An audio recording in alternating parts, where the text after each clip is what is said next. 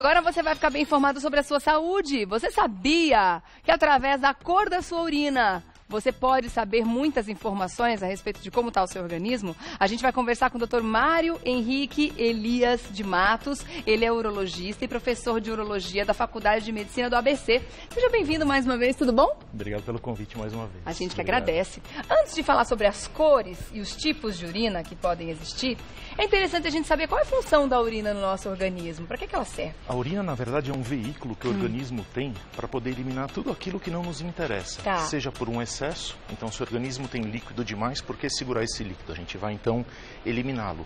Ou então, pela necessidade de se eliminar aquelas substâncias que podem eventualmente fazer mal para a nossa saúde. Então, eventuais substâncias tóxicas, por exemplo, não podem ficar acumuladas no organismo e a gente tem que eliminar de alguma forma e a urina é esse veículo. Então a urina normalmente está cheia de toxinas.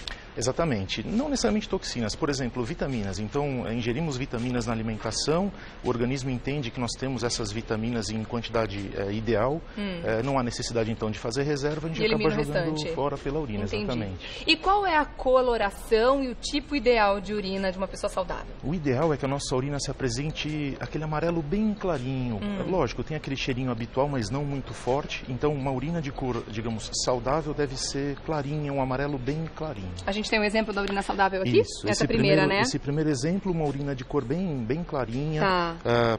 Praticamente, um amarelo bem opaco. Exatamente, bem clarinha. Essa seria uma urina de cor, digamos, habitual ou de cor normal. Aí, daqui pra frente, a gente já começa a ter aqui anomalias. São situações que não são as ideais, a gente vai falar de cada uma delas. Quando a urina tá um pouco mais escura, que é esse caso aqui, tá? Um pouquinho mais forte, esse amarelo um pouco mais pro ouro, né, mais forte. E nesse caso, normalmente apresenta um cheiro um pouco mais forte. Significa o quê, doutor? Não necessariamente a gente está lidando aqui com uma urina que seja patológica. Então, por exemplo, só o fato de repente não estar muito bem hidratado já pode justificar uma urina mais concentrada. Um exemplo bem claro é aquele primeiro xixi da manhã. Quando a gente acorda, pelo fato de termos passado quase que a noite toda sem hidratação, é muito frequente que o primeiro xixi fique de uma cor um pouquinho mais carregada, como um guaraná.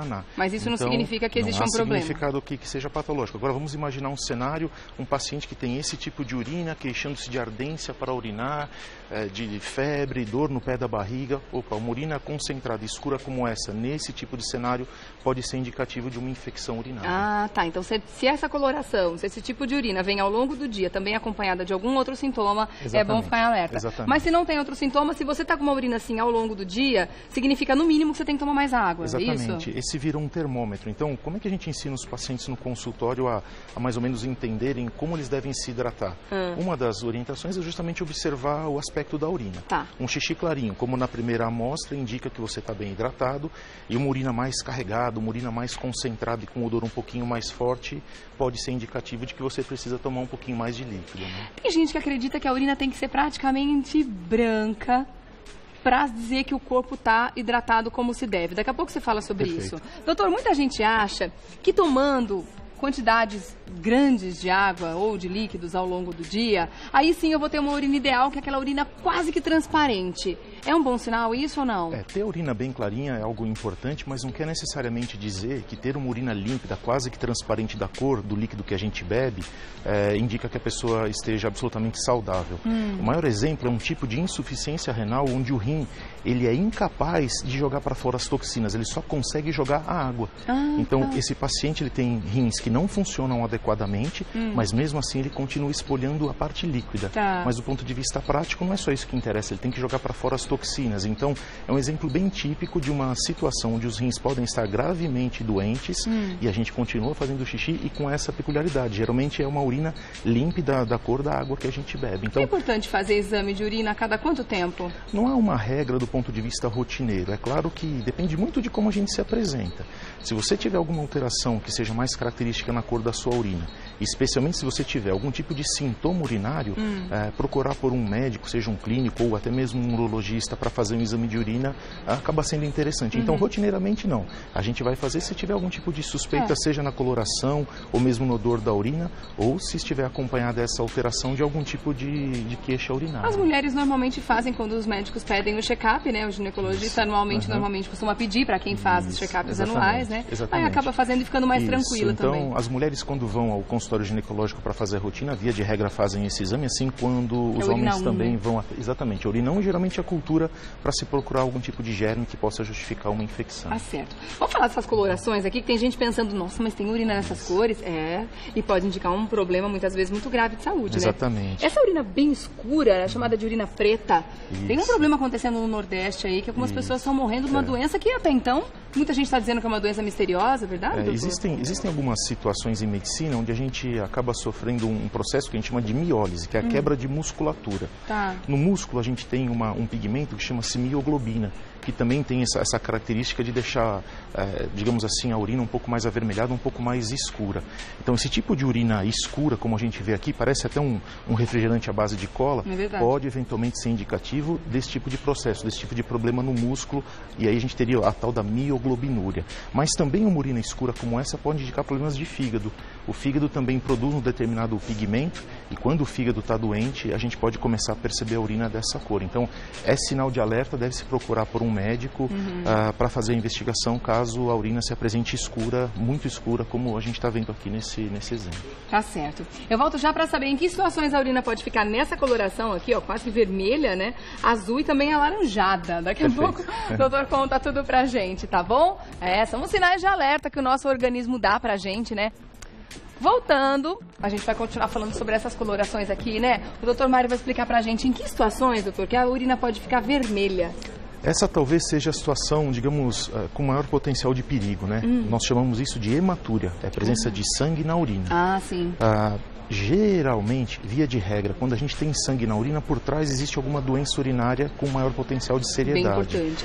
Então, pode ser uma coisa simples, como uma cistite um pouco mais intensa, ou um cálculozinho, né, uma pedrinha que esteja descendo em direção à bexiga, mas a grande preocupação que a gente tem com os tumores do trato urinário. Então, os cânceres de rim, especialmente o câncer de bexiga, deixam a urina com essa coloração.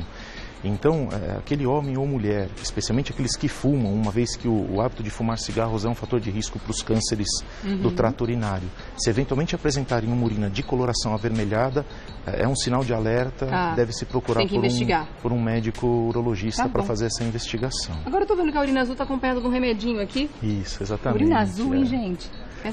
Nós conversamos a respeito de alterações de urina que não necessariamente têm por trás doenças ou patologias. Né? As mulheres, em especial, que fazem tratamentos de cistite com um pouco mais de frequência, talvez em casa, só de olhar esses potinhos, já mais ou menos entendam do que a gente está falando. Exatamente. Existem medicações que os clínicos e os urologistas usam no tratamento das infecções, não com a intenção de tratar a bactéria. Isso aqui não é reflexo de antibiótico, mas são medicações analgésicas que aliviam os efeitos da cistite.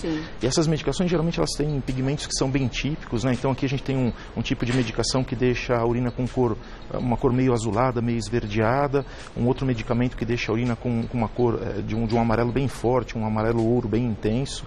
Então, aqui é mais para a gente poder exemplificar que nem sempre, naturalmente, doenças vão ser representadas. Às vezes, no tratamento, você também tem mudança na coloração. E é importante que o médico oriente o paciente, para depois ele não se assustar. Outra situação, quando a gente toma vermífugo. Exatamente. Então, várias medicações, polivitamínicos, né? Vitaminas do complexo B. Vitaminas do complexo B têm uma particularidade. Além da urina ficar um amarelo mais ouro, o cheiro fica um cheiro bastante forte, bastante intenso. Então, não é infrequente dos pacientes procurarem por um urologista e aí no bate-papo você faz o diagnóstico rapidinho, e a volta orientação pra casa tranquilo. Exatamente. Agora, tem situações também do dia a dia da nossa alimentação que podem mudar a coloração da urina sem também representar um problema. Eu estou vendo que a beterraba está aqui, uma taça de vinho. Isso. Então, nós temos alimentos que têm alguns pigmentos que vão ser excretados pela urina.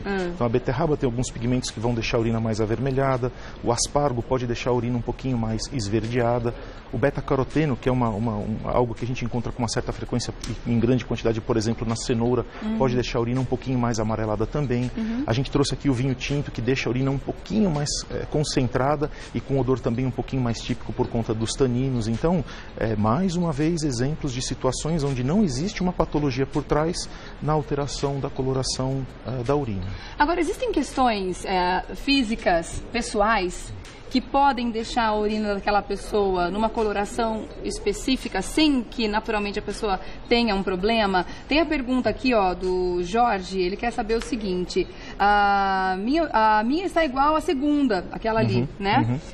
Depois da Clara. Ele já fez exames há um mês, passou pelo urologista, não deu nada. Por que ela ainda está escura? Ele tem uma infecção urinária que não tratou, já tem uns 6 meses. Ele deve tomar algum tipo de antibiótico? Pode representar, então, uma infecção? Então, se tem uma alteração na coloração da urina e uma infecção diagnosticada, naturalmente, a primeira coisa a fazer é erradicar a infecção e reavaliar o aspecto da urina. Tá. Tratou a infecção, não há mais bactéria, a urina clareou, a questão está resolvida. Tá. Agora, a resposta, na verdade, é que combina tudo do que a gente conversou até agora. Então, depende muito do quanto de líquido que o sujeito bebe, o tipo de líquido, o tipo de alimento, até o tipo de atividade profissional. A gente está aqui dentro de um estúdio, a temperatura é baixa, a gente está aqui num bate-papo, o nosso gasto energético é puramente intelectual. Sim. Agora, imagine aquele vendedor que está vendendo sorvete na rua, 35 graus lá fora, vai para cima, vai para baixo, está atendendo lá os seus clientes sem ter tempo de se hidratar.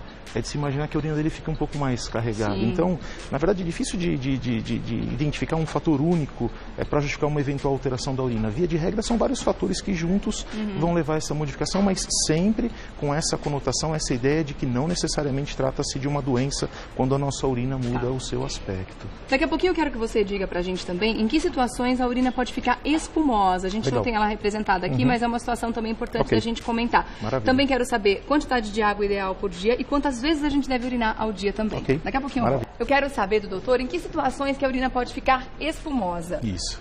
É uma situação relativamente frequente e geralmente é indício ou de quadro infeccioso, mas mais frequentemente de perda de proteínas na urina. Então existem algumas situações, algumas condições onde o rim ele perde a capacidade de reabsorver as proteínas que foram filtradas. E, lógico, não há mais uma vez aí uma conotação sempre patológica, mas quando a gente percebe uma urina mais espumosa, o ideal é procurar por um médico para fazer esse tipo de avaliação. Será que está perdendo proteína demais na urina? Tá. É uma observação relativamente frequente e merece muitas vezes investigação. E a ingesta ideal? De quantos litros Isso. por Essa é uma dia? pergunta muito frequente no consultório. É muito difícil de dar uma resposta precisa porque cada indivíduo tem lá a sua necessidade. Então não é justo comparar a necessidade de um homem de 80 quilos com uma criança de 30 quilos. Então a gente tenta mais ou menos ajustar, imaginando mais ou menos 30 mililitros de líquido por quilo de peso em média. Então uma pessoa de 60 quilos deveria ingerir algo em torno de 1.800 ml. Uma pessoa de 70 quilos, 2 litros e 100. Do ponto de vista prático, Regiane, é um pouco difícil, né? É difícil a gente ficar anotando quanto que a gente ingere de líquido ao longo das 24 horas e mais do que isso, às vezes a gente ingere líquido sem perceber. Mas é importante também não esperar sentir sede, Exatamente. Né? Aí qual é a dica, digamos assim, um pouco mais prática? O ideal é que a gente vá ao banheiro a cada no máximo 3 ou 4 horas. O que dá aí umas 4, 5 vezes por dia. Umas 4 ou 5 micções ao dia. Tá. O ideal é que a gente faça um volume bacana de urina e que a gente perceba a urina mais ou menos como esse aspecto do nosso primeiro frasquinho. E é importante também perceber que conseguiu esvaziar toda a bexiga. Exatamente. Então, um hábito urinário saudável, ele exige que a gente vá ao banheiro a cada 3 ou 4 horas, um bom volume urinado e uma urina bem clarinha. Não tenha dúvida, se você conseguir cumprir essas metas, você vai estar bem hidratado e, naturalmente, atentar, né? Então, está praticando atividade física, hidrate-se melhor. O dia está mais quente, hidrate-se melhor. Então, dependendo, naturalmente, do nível de exigência do dia a dia, a gente tem que se hidratar mais ou menos. Tá. Agora, nas crianças, é uma preocupação dos pais, normalmente, dá uma aflição, que eles não pedem para tomar água, né? É uma loucura isso. E a gente tem que ficar atrás preocupado. Toma água, toma água. A ingesta ideal de uma criança, então, seria a mesma quantidade, Isso, 30 ml por quilo. Agora, mais do que isso, se já é difícil de um adulto fazer o registro do tanto de líquido que ele bebe, imagine uma criança... Que eles não lembram nem de fazer xixi. E mais do que isso, a gente não fica com as crianças o tempo todo. Então, tem o tempo na escola, tem o período que está brincando, é difícil de você fazer esse monitoramento fino. O ideal é a gente observar o nosso filho indo ao banheiro mais ou menos a esse intervalo. Tá. Se a gente puder, vez em outra, monitorar a micção, observar como é que está o aspecto do jato urinário, o volume de urina e principalmente a coloração e o odor, poxa, é um termômetro bacana para a gente entender que o nosso filho está bem hidratadinho. E esse hábito que as crianças têm de segurar muitas vezes a urina, porque eles não querem parar a brincadeira, o que eles estão fazendo para ir ao banheiro, né? Isso pode causar consequência ruins, infecção urinária, eventualmente? Isso não é bacana. Nas meninas, o hábito de prender por demais a urina pode ser um fator de risco, não só na infância, mas também na adolescência e juventude para a infecção do trato urinário. Tá. E mais do que isso, não é saudável em faixa etária alguma manter a bexiga cheia por muito tempo, porque bexiga muito cheia, a gente comprime as paredes da bexiga, por consequência consequência, os pequenos vasos ficam colapsados, então a bexiga ela acaba, quando muito cheia, não recebendo nutriente, não recebendo oxigenação adequada, então a gente favorece o envelhecimento vesical, o envelhecimento da bexiga um pouco mais acelerado e não é realmente recomendável que a gente segure por demais a urina, seja qual for a faixa etária. Tá bom, ok. Vamos agradecer então, doutor Mário Henrique Elias de Matos, que é urologista, professor de urologia da Faculdade de Medicina da ABC. Muito obrigada pelos esclarecimentos. Realmente um assunto bem importante da gente abordar aqui. Estou à disposição. Até uma próxima, viu? Obrigado, doutor. Tchau, bom dia.